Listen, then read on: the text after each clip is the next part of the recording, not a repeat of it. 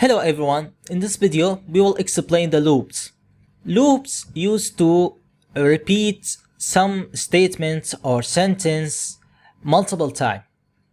So for example, if we want to write the word hi, as you can see, the result is supposed to be hi. If we want to repeat this, for example, 3 times, we can repeat this line simply. But if we want to execute this line 10 times, or 100 times, or 1,000,000 times, so it makes no sense to repeat this line multiple times. Now we could use loops. So the first type of loops is a while statement. Any loop needs 3 parts. So you should complete all the 3 parts to execute a successful loop. The first part is to define a counter. So now for example, var I equal to 0 and then semicolon. This is just a counter. This is a variable. The initial value of it is 0. And then it could be 1, 2, 3, 4, 5, 6 and so on. So this is the first part. The second part is a condition. We write the condition inside this parenthesis. So this is the while statement. We simply type while and then between parentheses we write the condition and then we write the code inside this curly braces. So now what is the condition? For example, x is less than 11. Sorry, I not x. Okay. So this is the second part. I is less than 11. And the third and last part is the assignment operation. I will use the first form of the assignment operation, which is the simplest form, x plus or I plus, while the counter is I. Okay? So this is the first part, this is the second part, and this is the third part. And now the line we want to execute multiple times is this. So this is the complete form of the loop. And this is the simplest form of the loop. If we click run, as you can see, he repeated this line 10 times. If we make this more clear, I can print the value of I by this way. As you can see, 0, 1, 2, 3, and until 10. Now how to understand this code? Now initially I equal to 0 and in this line he will check for the condition. So now I is less than 11. This is a question. So the result from this either true or false. It return a boolean. So is I is less than 11? I now is equal to 0. Is 0 is less than 11? The answer is true. So while the answer is true, he executes these lines of code repeatedly. He will print and then the word hi. So 0 hi. This is the first line. And then in this line I plus. I++ mean increase the value of I by 1. So now I is equal to 1.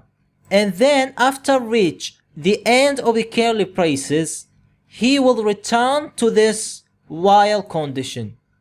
He will return each time to the condition. So now is I is less than 11? I now is equal to 1. Is 1 is less than 11? The answer is also true, and so on. So each time he will increase the value of I and check for the condition of the while statement until it reach to the 11. So now if this I reach to the 11 and return back to the condition, is I is less than 11? Is 11 is less than 11? The answer is false. While the condition is false, while the result of this condition is false, he will not execute these codes and he will stop the program. The second type of the loop is do while. Do while work as the same principle of while, but there is a difference between them. So now simply, if I cut this part of the code, only this part, and then just type do, and at the end, so here we can paste this while and end this statement with a semicolon. So now we should have the same result. If we click run, as you can see, the same result. So do these lines of codes while the condition is true. But now there's a simple difference between them. The difference is he execute the codes and then check for a condition. The difference appears, for example, if the condition is not true anymore. So for example, I is greater than 11. If we click run, as you can see, 0 and then high. He execute this code one time, but it's supposed to not execute this code anymore because the condition is not true.